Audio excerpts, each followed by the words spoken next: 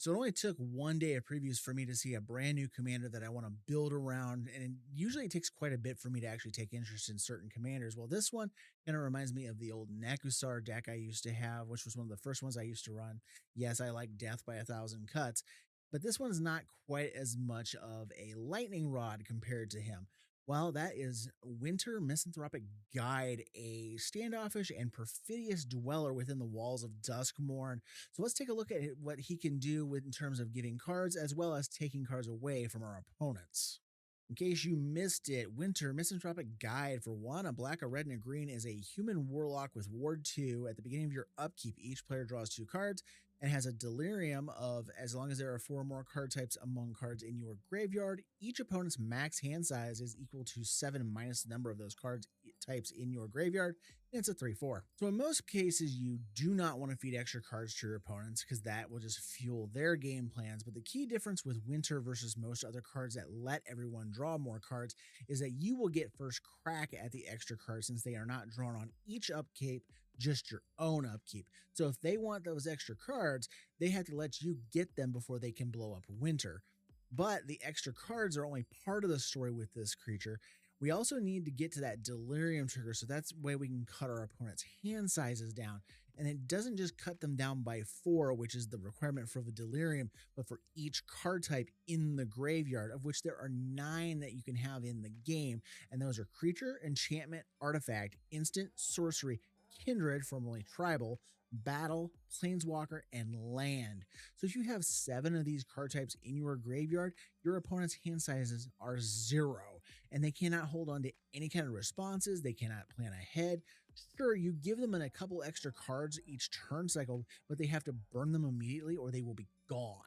In the end, this deck is going to be a mostly group slug commander style deck that will gift cards, but also punish our opponents for drawing all this once he's been supplemented with some of the following cards. So let's start off with punishing their draws. We're going to give them extra cards and we're going to make them hurt for doing so. There's a brand new card that come in this new set, Razorkin Needlehead, double red, and whenever their opponent draws a card, it deals 1 damage to them, along with some of our old friends like Underworld Dreams, Obnixilis the Hate Twisted, Kedzarek Parasite, Fate Unraveler. All these cards are a package with one goal in mind: make the draws painful. They might like this extra gas, but it's going to cost them, especially if you can stack these things up. The Razorkin is a brand new addition to the strategy coming from Duskmourn, while the rest are just the greatest hits from my Nekusar deck. Then I'm also going to include a copy of Zurzoth Chaos Raider. It's a similar vein as our pain cards, but it's more like a delayed pain. They don't get pings off of this stuff, so instead, when we create these devil tokens, those will create the pain. And since they don't get those extra cards on their own turn, and it's on my turn, the Zurzoth's going to trigger and you'll generate 3 devil tokens, 1 for each of your opponents because they're each going to be drawing cards. And then those can ping as they die, as well as just being able to force more draws out of your opponents by attacking with the tokens while we have any of the pain package pieces out. Now, as part of this pain package, I'm going to point out 2 obvious exclusions I'm not putting in this deck, and I'm going to bring them up right now, and that is Orcish Bowmasters and Shieldred the Apocalypse. Both cards would be amazing in this deck with the goal of punishing the opponents for their drawing, but I'm not going to recommend them here simply because of how expensive they are. Moving on to the rest of the deck, we're also going to need to fuel some extra draws besides what Winter is doing. So we're going to include things like Howling Mine, Fawn of Mythos, and Rite of Flourishing. These things just give them extra draws on their draw step. And then we're also going to include Season, Perverter of Truth. It makes them lose 2 life and draw 2 cards at the beginning of each of their upkeeps. And we're also going to include Spiteful Visions. Now, this is a damage triggering enchantment, but it has its own extra draw built into it.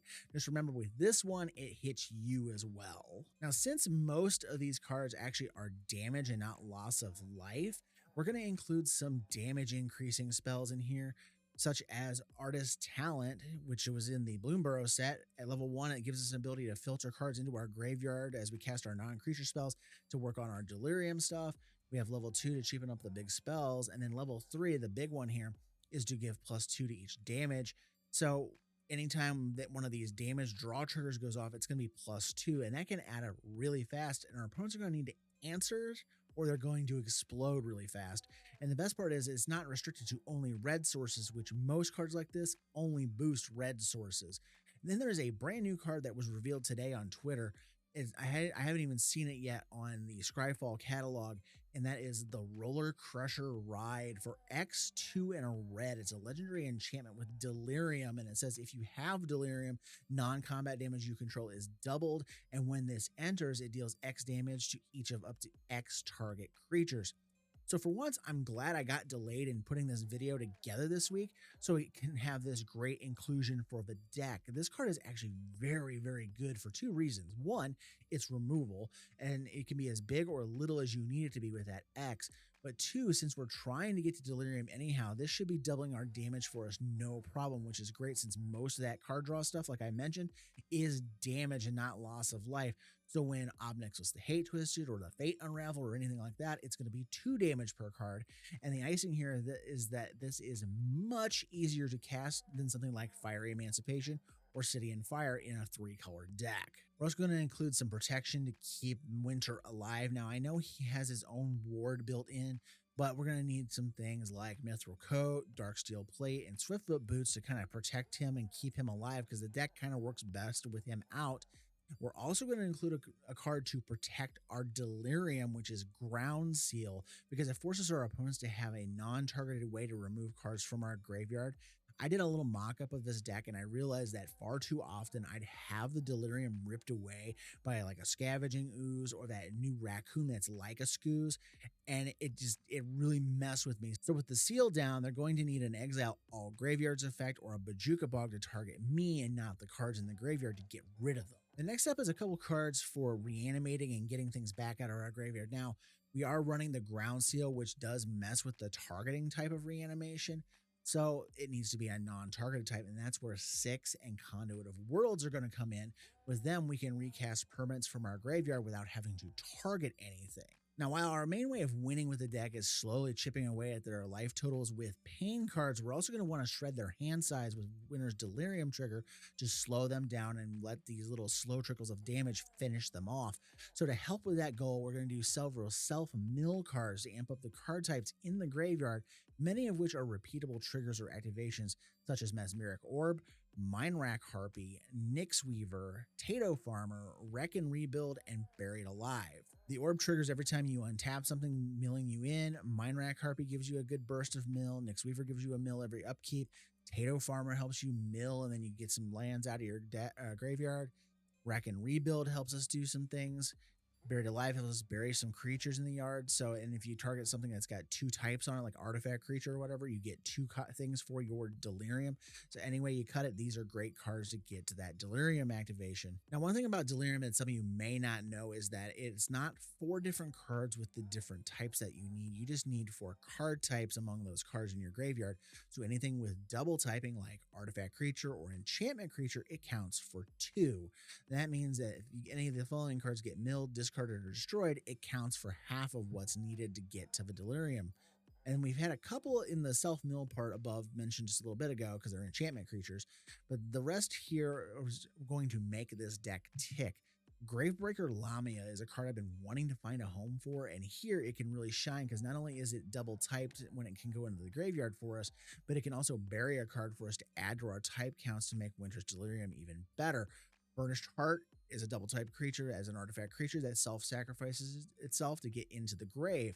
We also have a couple of the Gear Hulks with Noxious and Combustible Gear Hulks. With the Combustible Gear Hulk, if the opponent chooses the mill option, that's more cards hitting the grave, and if not, we're going to get more fuel for our plans. With the Noxious Gear Hulk, we get removal and a dual type creature to add to the Delirium if it dies. We also have Gingerbrute and Goldhound, which are a pair of cheap, self-sacrificing artifact creatures with the benefits to our game plan and should not be overlooked for the deck. Then we have some mana artifact creatures in Millikin, Ornithopter of Paradise, and Twitching Doll from the new set. These can help us ramp as well as being fine things that get knocked into the graveyard for Delirium, and the Millikin even helps do some of the milling itself with its own activation. Now, I do have one card in here for punishing our opponents for their hand sizes getting reduced, and that is a Rackling. This could be slotted under our win cons in the first section, but I put it here since it's an artifact creature. If an opponent dumps their hand or if winter forces them down to nothing, the Rackling is going to cause issues for the opponents by damaging them for every card under 3 that they have. Well, if they don't have any cards in hand because they've been reduced to 0, they're going to take 3 damage every upkeep off of this thing. And then the last of the dual type cards I put in here is actually a Universes Beyond card, Starscream Power Hungry. This is just a fun include. It gives the game a Monarch trigger, and it makes it so if the opponents have it, they're going to be drawing extra cards to get damaged by. Now, one thing to keep in mind about Winter's upkeep draw is it is a trigger at the beginning of the upkeep. So we have things that we can actually double those triggers up. And now I know I left the Bowmasters and the Shieldred out because of their prices, but Roaming Throne is really good here. So I'm going to go ahead and include it along with a Strionic Resonator. That way we can copy that upkeep trigger. So instead of drawing 2 cards, they're going to be drawing 4, which helps amp up the damage even further that our opponents will have to deal with as the game rolls along. Now the remainder of the deck are just cards that help with the game plan as well as supplying more card types for Winter's Delirium ability, such as battles. I'm including Invasion of Ergamon, Invasion of Eldraine, and Invasion of Zendikar. We have ramp battles. We have a battle to attack the hand and punish for low card counts if we can flip it over. All these fit the bill, and I don't mind if they get milled. We're also going to slot in a couple extra planeswalkers to go with the other version of Ob Nixilis in the deck. We're going to include the new Capenna version, Ob Nixilis the Adversary, to keep attacking opponents' hands and life totals. And then there's going to be the black-green Nissa of Shadowed Boughs, which luckily doesn't target things that she's trying to reanimate with her minus, so she's going to make the cut for the deck as well. We're also going to include a few Kindred cards. There's not a ton of Kindred type cards that really fit this deck all that well. We do have access to the 3 here, which is Lignify, which acts as a temporary removal spell for us. Tarmogoyf Nest from the Graveyard Overdrive Precon, because we can go ahead and make Tarmogoyf tokens off of this, and it actually matters because we have all these Delirium things that we're messing around with, so we're going to get big Tarmogoyf tokens off of this. And then Cloak and Dagger is a possible protection for Winter, giving him Shroud, but it also counts as Kindred if it gets knocked into the graveyard. And then to finish the deck off, we just have a pile of a few instants in sorceries, such as Saw in Half, because some of these creatures getting sawed in half to give us extra mills or extra damage triggers or whatever is great. Blasphemous Act and Damnation to go ahead and blow up the board if we need to. Heroic Intervention to help protect us or protect all of our stuff from getting destroyed. Wear Down and Tear Asunder for dealing with problematic enchantments, things like, Rest in Peace, which causes lots of problems. Those things can get out of hand for us, so we can take them out and then have to rebuild, but at least we have a way to get rid of those things and keep the deck going. One final note for the deck, though, is I'm going to include the new Valgavoth's Lair, which is an enchantment land, and I'm going to include a lot of the old artifact lands that are in the old like Mirrodin sets and whatnot, because they are dual typed lands, so those also count towards our goal of trying to build up our Delirium. So that's the deck I call Winter's Frosty Hospitality. What do you guys think? Let me know in the comments down below. And as always, thank you for watching. Have a great day, and I will see you in the next video.